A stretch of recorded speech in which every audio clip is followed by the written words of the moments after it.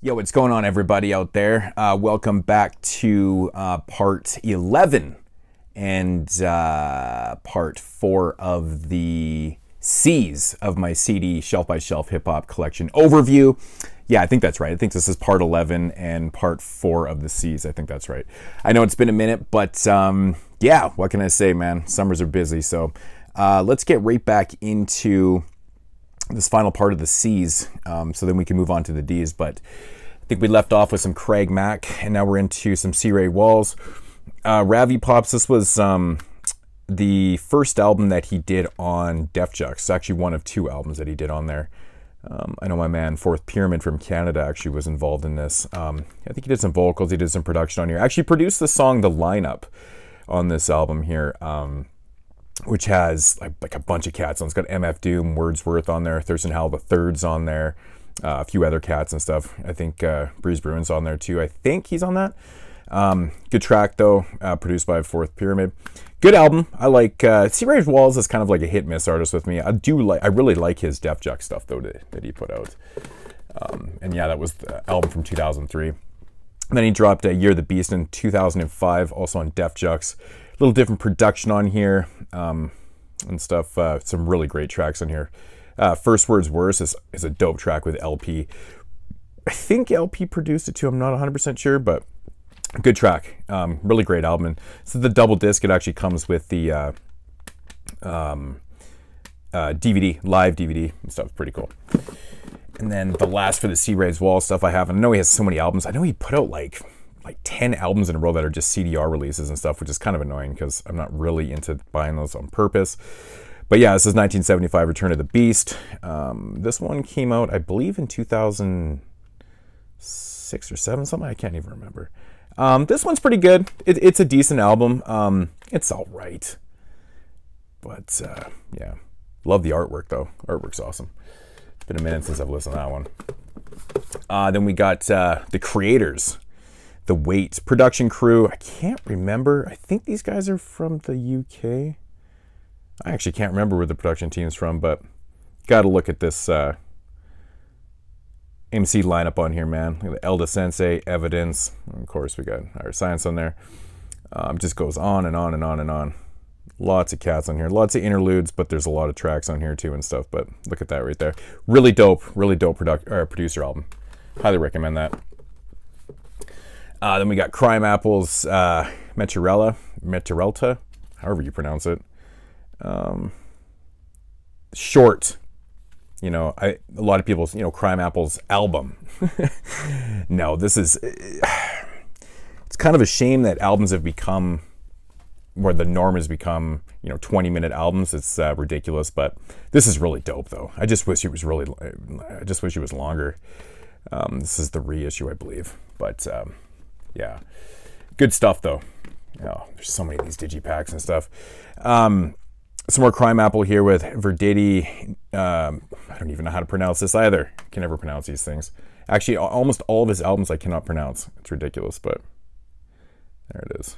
But anyways, big fan of Crime Apple. I do have more Crime Apple in the collection, vinyl and other places, depending on production and stuff like that. But this is another really good project. It's really short, as usual. Production by Buck Dudley also on this one. Good stuff though. Yeah, dope MC. Getting into some Crime Boss, All in the Game. Actually really enjoy this, man. Really, really good stuff here. Yeah, this is the reissue that came out. I don't know when they dropped these reissues actually. I never picked them up when they first came out, but yeah, it's a 95, so this would have been, oh, there you go, 2002 reissue, so these were really cheap. But yeah, awesome. Really like that album. And you got Conflicts and Confusion, Crime Boss, his follow-up album. But yep, 1997. Not as good, in my opinion, as the other record, but still really solid. I don't know whatever happened to Crime Boss. I haven't heard anything from that guy in years, to be honest. Then we got Crooked Eye, Hood Star. This was actually released on Death Row Records in 2010, believe it or not. Not the greatest of releases. Man, Crooked Eye has had such an interesting career, man. Like, he's been around for so long. He's put out a lot of subpar kind of records and mixtapes and things like that. And I don't know, the Slaughterhouse stuff, in my opinion, wasn't the strongest. But he's like an amazing MC. This guy can rip. He just doesn't have a really hard and dope like catalog, though. It's kind of a shame. But he's putting in some work with Joel Ortiz right now, which is pretty cool. So yeah. Then we got Crown Royal. This copy is actually still sealed. I've had this thing on my computer for freaking ever. But yeah, Buff One and Wreckmatic, DJ Wreckmatic.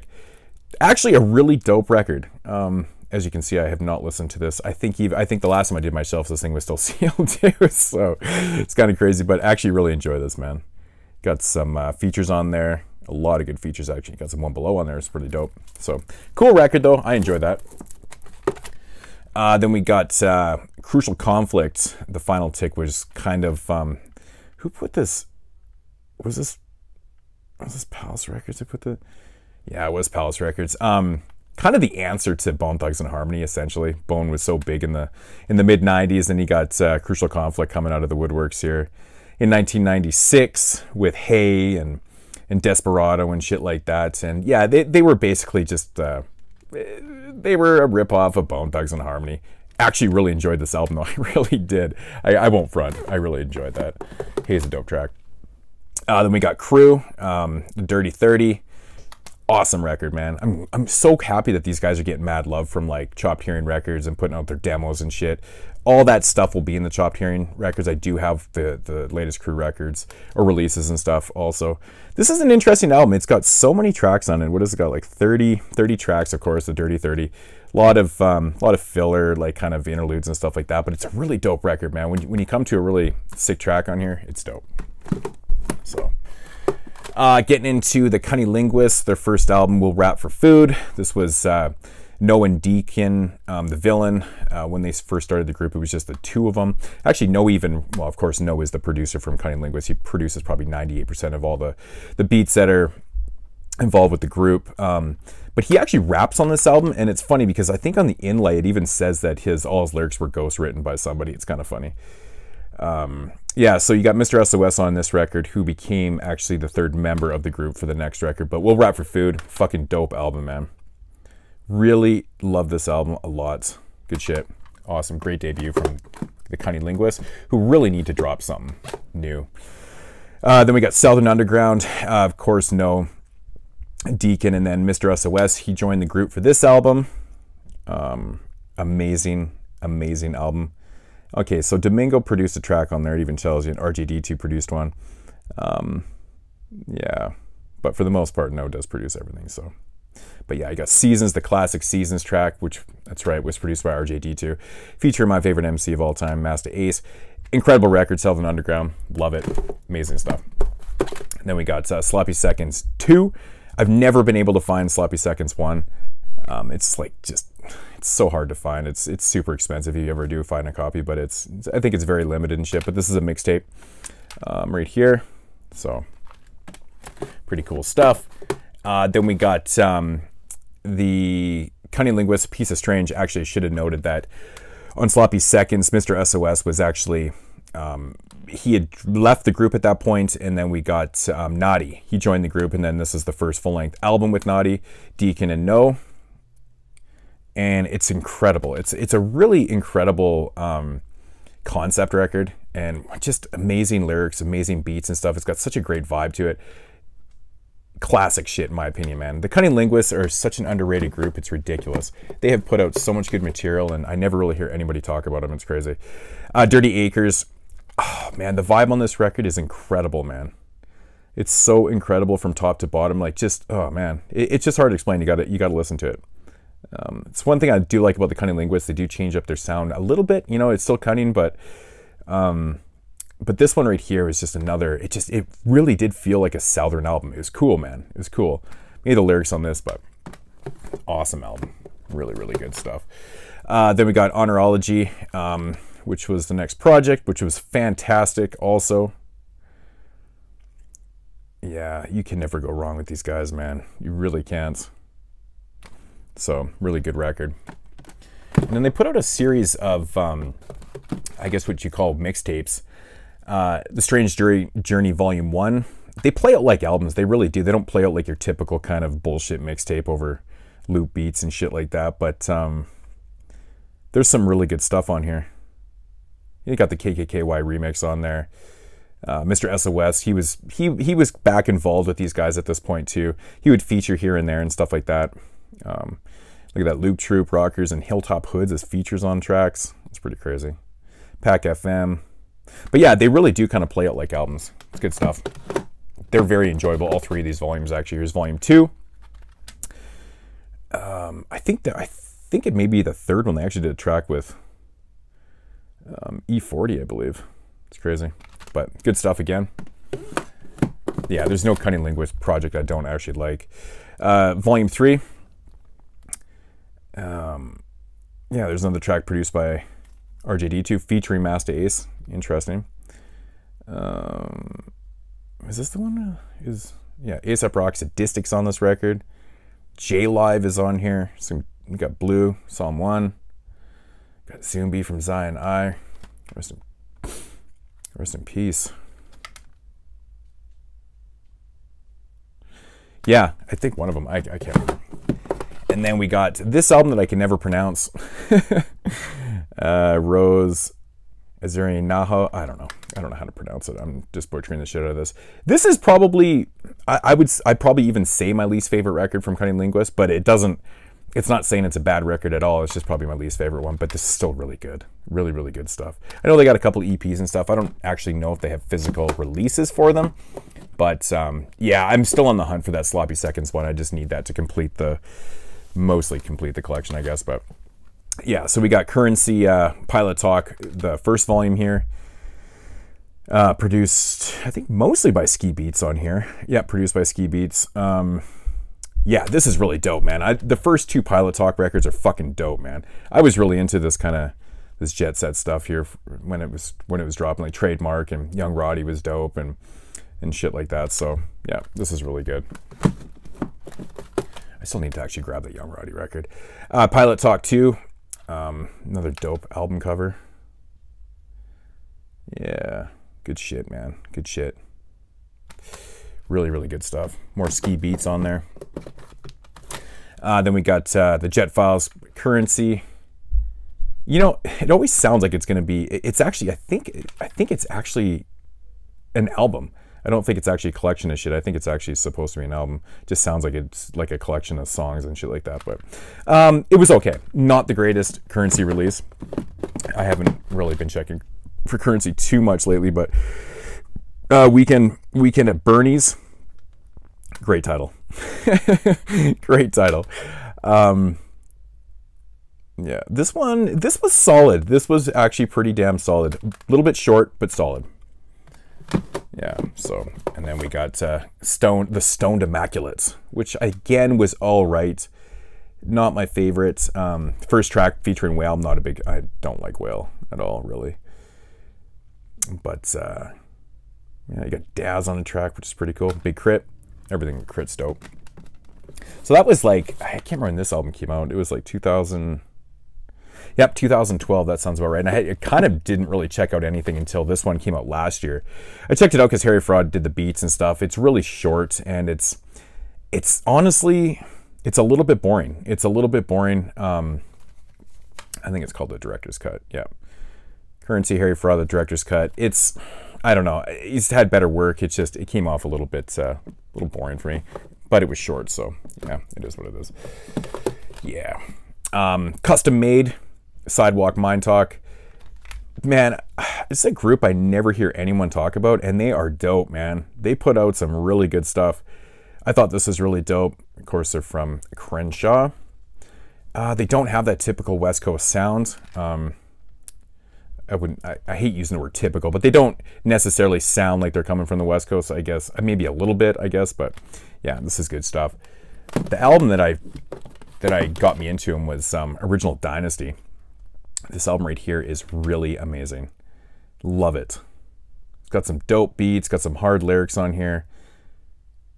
Yeah, 2008, Baby Grande shit.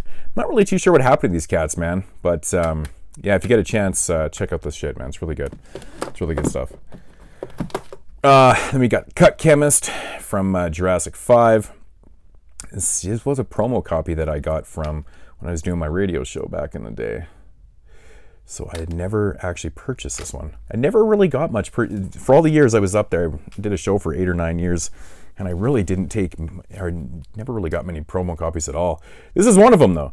I always remember the song Storm of the Eat On and Mr. Lift. So dope, man. And of course, Thess 1 from Putz, People Under the Stairs was on a track too, which is really interesting because they didn't really do a lot of features. Double K and Thess 1 didn't have a lot of features on their records, and they didn't do a lot of features. They were kind of like, it was very, very strange.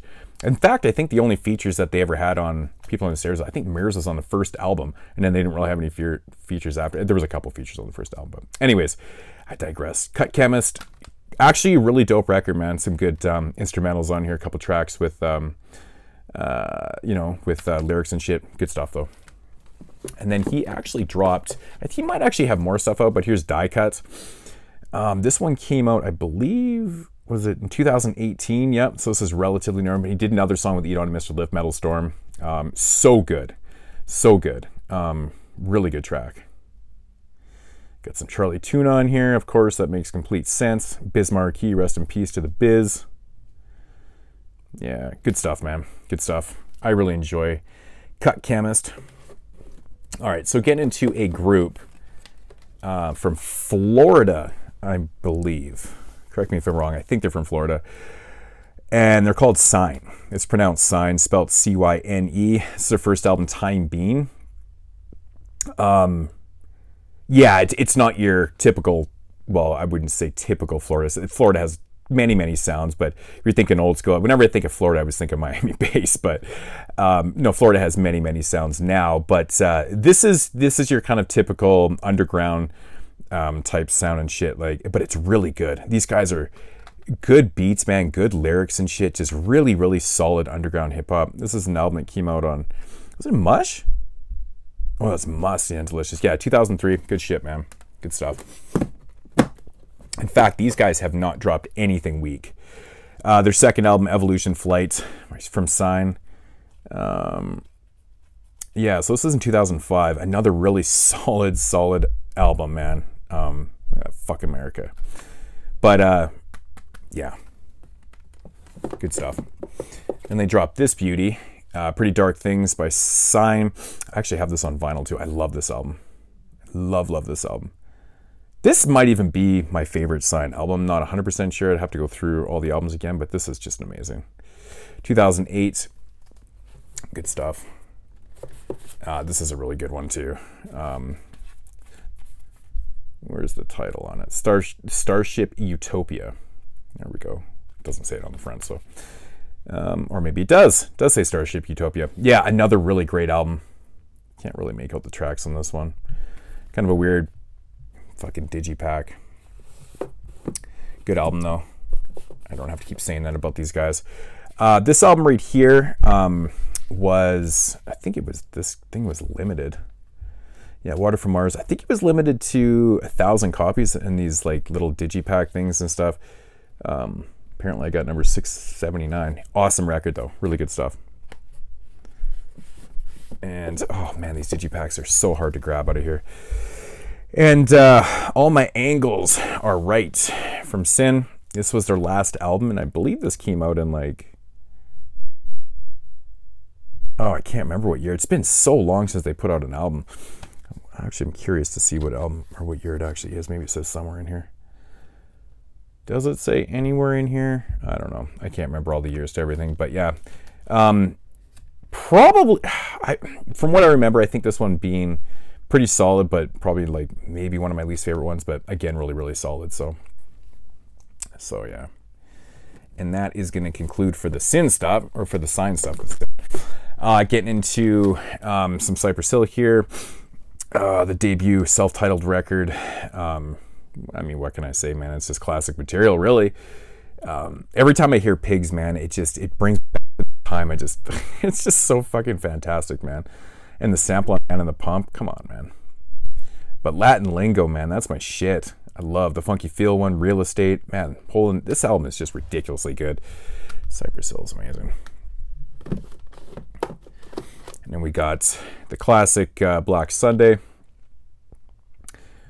What's your favorite song off Black Sunday? What's your favorite song, Cypress Hill? Little Poot Dolls is so dope, man. I love this record, man.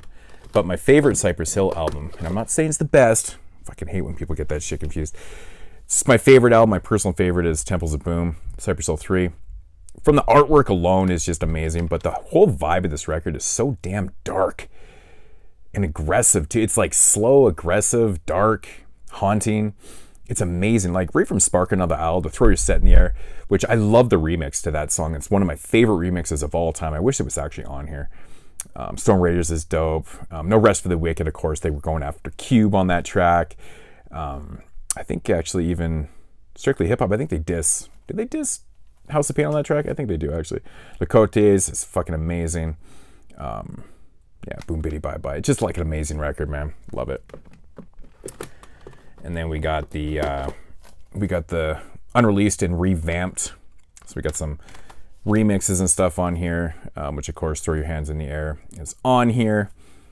The remix, which, you know, they had to kind of put that on here, but it's, you know, the Illusions Q-Tip remix is actually really dope. I like some of the remixes on here, man. They're dope. So Intellectual Dawns with Call of the Wild, man. I wish Call of the Wild had put out like an album. I don't know if it officially ever came out, but they got lots of good stuff. They got like, I don't know, probably 8 to 10 songs that you can accumulate. Man, they're so dope. So dope. So much good stuff there. So yeah, actually pretty good remix album. And then we get into Cypress Hill 4, which was really just a lot different. I mean, than part 3, like Checkmate and stuff. Like Lightning Strikes to end the album is just like, whew, let's put some guitars on there, man. Whew. What is the track? Tequila Sunrise, of course, I think was actually one of the singles. Is it Prelude to a Come Up? Yeah, Prelude to a Come Up with MC8. I love that track. Dope stuff.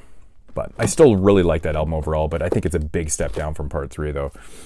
Yeah, the Cypress Hill, I'm not going to start pronouncing this in Spanish, but it's basically they took their tracks here and they did them in Spanish, and I love this record, man. I actually listened to this a little bit more than I probably should, but I love these versions of songs in Spanish. It's just amazing to listen to.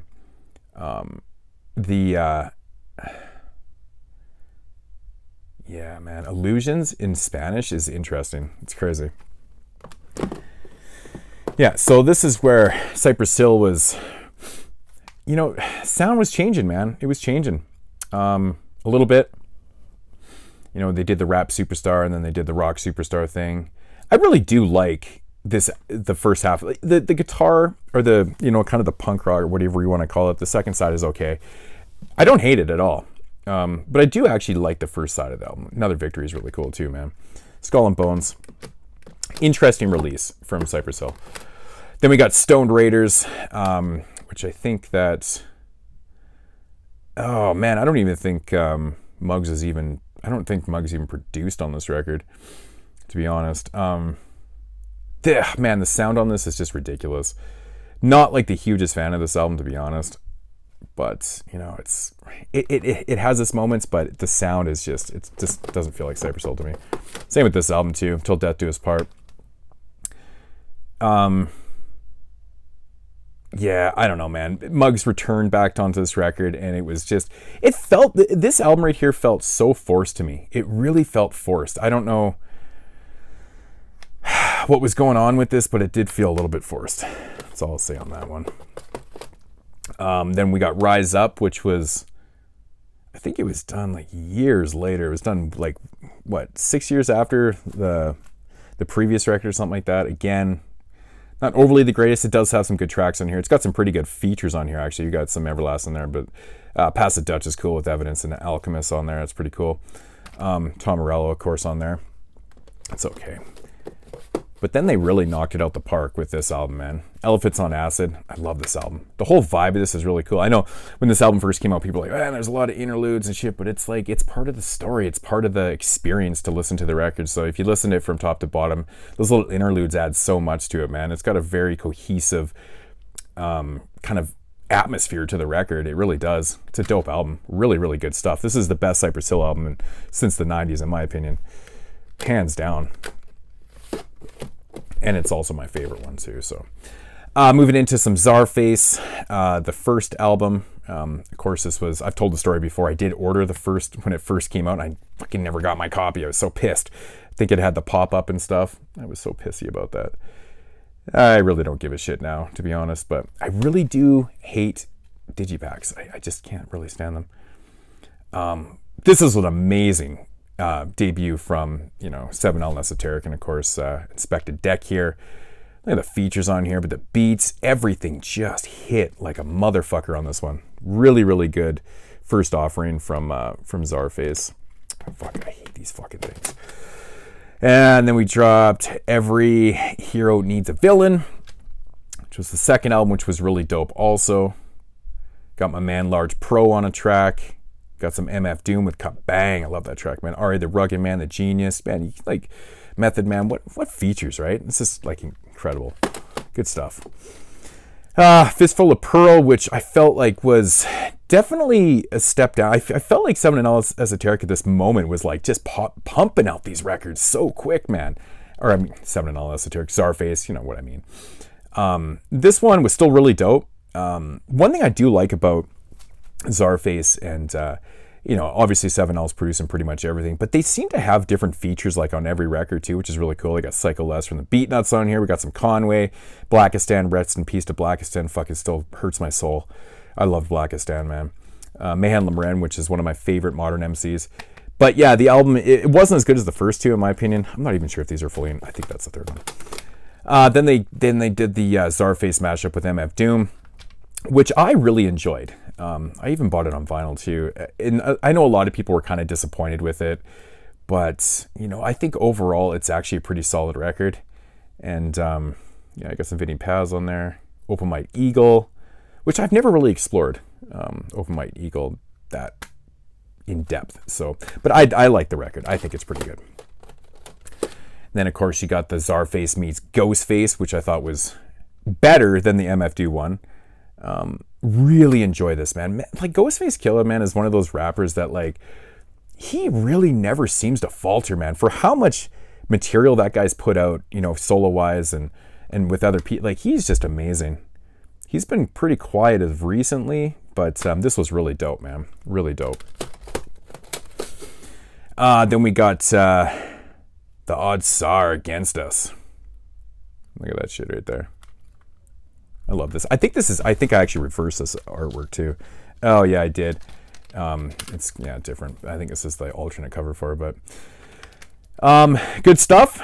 I think this one too right here, the mastering on this one isn't like overly, like that's one problem I find with the last couple of Czarface records, is the mastering's not like the greatest on them. This one was okay. It was okay. It's still really solid. And then we got the Czarface and Doom record, Super What here. The second one, which really came out of left field. I know it was released, I think, I don't know, maybe 8 to 10 months after MF Doom, but they said the whole record was already done. They had done the record and they had it, or no, it was done 6 or 8 months before Doom passed away. And so they released it. It's a little bit short, I won't lie. It's short, and you know, there probably could have been a little bit more verses from, I think, Doom and Inspected Deck on this one. I think I actually worked it out where it seems like there's a little bit less verses, but in the long run, Eso does kind of take the precedence on this, but it's still really good. And I do have the latest Czarface album also, which is in my 2022 pile of albums, which you guys know I do those updates at the end of the year. So you'll see that, which will have vinyl and stuff in there too, which I never do vinyl in my regular updates because I just never know what the fuck I bought and I always put it away. So I think what I might actually do is I might upload this video, and then before I get to the D's, I'm actually going to do a CD update, because I have been going around and, you know, like if I had bought something that I already went through, I'd put it on the shelf and then I would just show you guys. But it's just kind of getting to the point where it's building up here and I need to kind of just do this update, just put the shit away and then not have to worry about it and stuff. You're probably wondering why there's actually 2 Ghostface Supreme Clientele albums here. It's because this one right here is the Canadian version of it. So it actually has a different track listing and it sounds different than the American version, believe it or not. So I was just the other day, I hadn't listened to them in a while, so I was just curious on what the differences were. So I thought that I'd pop them in, and it starts out completely different. It really does. Like, it's noticeable right off the hop. So kind of cool. But yeah, so I think what I'm going to do is I'm going to get into doing this update here, and that'll be the next video. So and then we'll get into the D's, which I guess is going to be starting off with, what do you think the first D is? Something with a letter and a number. Yeah. All right. So yeah, the D's are ginormous. Like, it's just ridiculous. Like, it's all this whole next row, because there's a massive DJ selection. And but anyways, guys, that's enough of that. Let's get into what? Yeah. I'm out of here, man. All right, guys. Deuces.